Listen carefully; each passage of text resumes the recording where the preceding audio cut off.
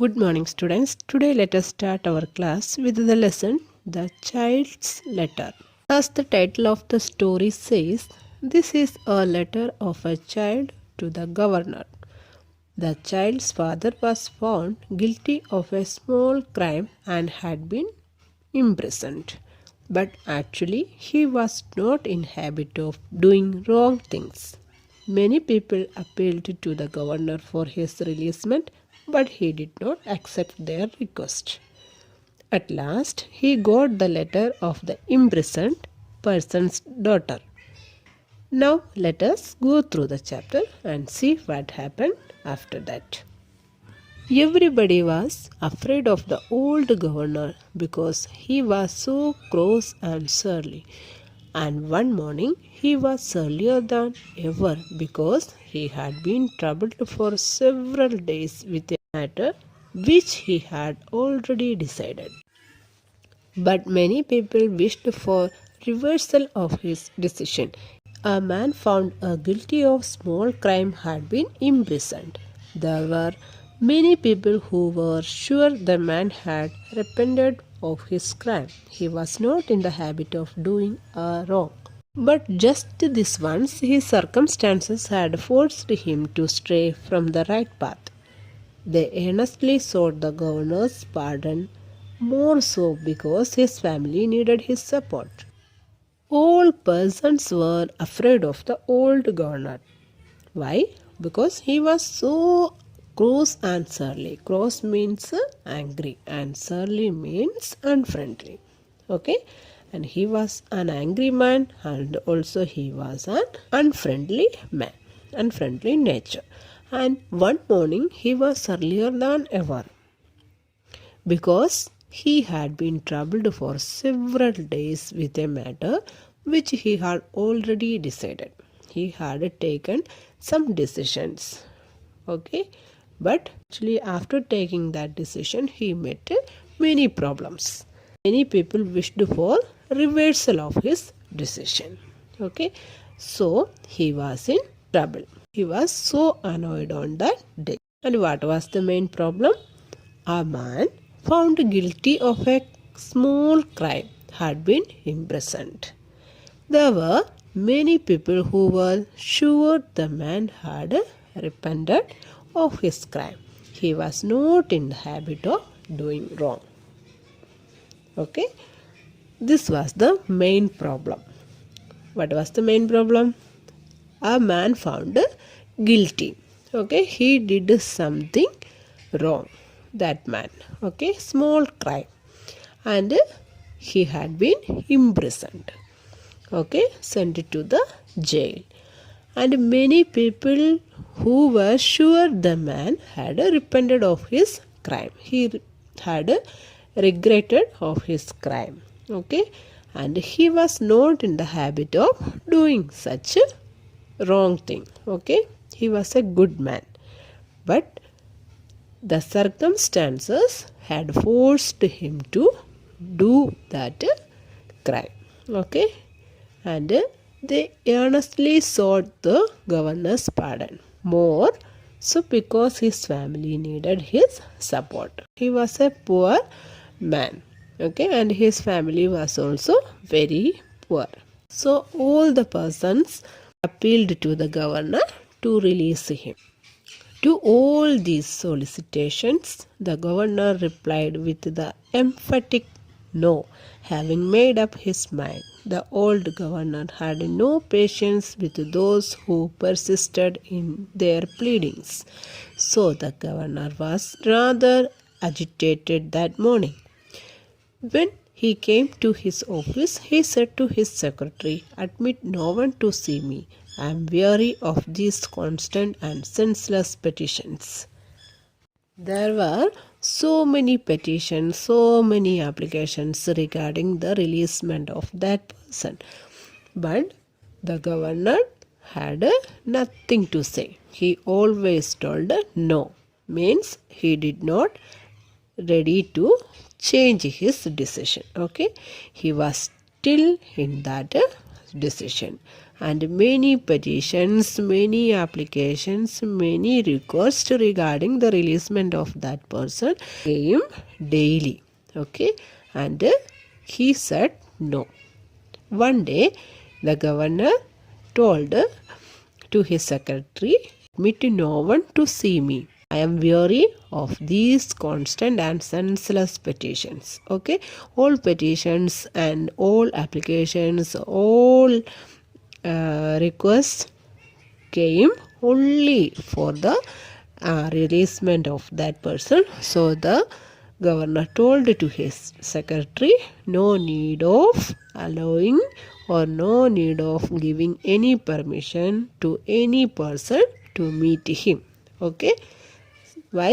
Because he was very upset of these constant and senseless petitions. The secretary had a discreet regard for the old governor's feelings. His presence of mind and loyalty to his employer did not allow him to disregard the governor's feelings. He bolted the door and sat himself down at his modest desk and got busy with his work, sorting the mail that had come for the governor. His attention to duty was more intense than usual, for never before had the secretary seen the old governor in such a foul mood. As the governor told to the secretary that no need of allowing any person to see him, so the secretary also obeyed him. Okay, so he closed the door inside and he sat himself down to do his duties. Okay, and he also started to do his duty and he concentrated on his own duties and he did not allow any person to come inside. Okay, for that he closed the door from inside, and the secretary was also the first time he was seeing the old governor in such a foul mood, in a bad condition. He was seeing the governor on that day. Has the mail come? Where are the papers and the letters? Demanded the governor in a gruff voice. Here they are, sir, said the secretary, as he put the bundle on the old governor's table. They are addressed to you privately. The business letters are on my desk. Would you like to see them now? After some time, the governor came and asked to the secretary about the mail, and also he asked about the important papers and letters. Okay. Then the secretary kept all the private papers on the governor's table and he informed him other papers were on his table only, means the secretary's table only, and he needed to see that papers now. Okay, then what was the reply of governor? No, not now, growled the governor. I will read the papers and my private correspondence first. But the governor again found a cause for uneasiness in this employment. The purpose discussed the affair of the imprisoned man, and these private letters came from some of the governor's friends who, strangely enough, exhibited in the prisoner's affair. The governor was highly disgusted. But the governor again found a trouble. What was the trouble? All these letters were about that person's releasement. Okay, so the governor again was highly disgusted. Disgusted means he became very unhappy again. Okay, all letters were asking for the releasement of that poor man. Okay, they should mind their own business, muttered the old governor. The papers are very officious, and these other people are simply impertinent. My mind is made up, nothing shall change me. While reading the papers, the letters, the governor told that they should mind their own business. Okay, this is not their duty to give a letter to me and change my decision. This is my business and It is not the business of them. That means no need of their interference in this matter. Okay, and the papers are very officious. Officious means offering one's services where they are not asked for or needed. Okay, no need of that letters. And impertinent means showing rudeness or disrespect. Okay, some letters are showing rudeness, okay, disrespect to the governor. Okay, and some purpose are very officious. There was no need of that type of letter. Then also they wrote many letters regarding the releasement of that person. The governor rang the bell and asked his private secretary to bring the business letters. The private secretary could hear the old governor growling and fumbling over the pile of correspondence. He knew why the old governor was so vexed. Many of these letters were petitions from the people concerned about the affair of the imprisoned man. How they angered the governor. Then the governor rang the bell and asked the private secretary to bring the business letters. Okay, the private secretary could hear the old governor's growling and fumbling. Why he was growling and fumbling? Because of the petitions submitted by the people regarding the imprisoned man. Okay, he was so annoyed, means so disturbed by those petitions. Okay. Said the governor at last. I am glad I am done with them. There are no more, I suppose. The secretary made no reply, which was unusual.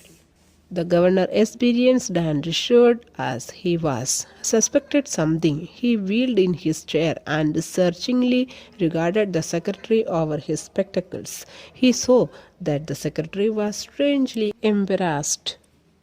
At last, the governor told that he was glad, but he was done with them. Okay, that means his decision was correct, and he would not, or he was not ready to change his decision. That means he was not ready to release that person.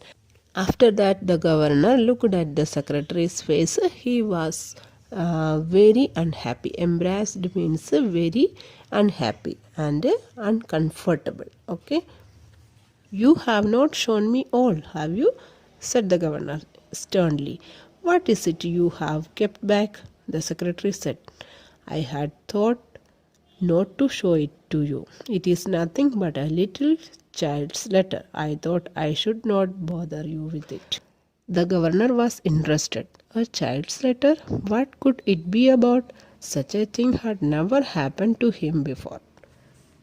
Here, the governor was also interested the letter of that child, because he was very eager to read that letter, because he had never got a letter like a child before.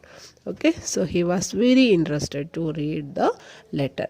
What could it be about? Students, let us learn the remaining part of this chapter in our next class. Okay, let us end this section here. Thank you.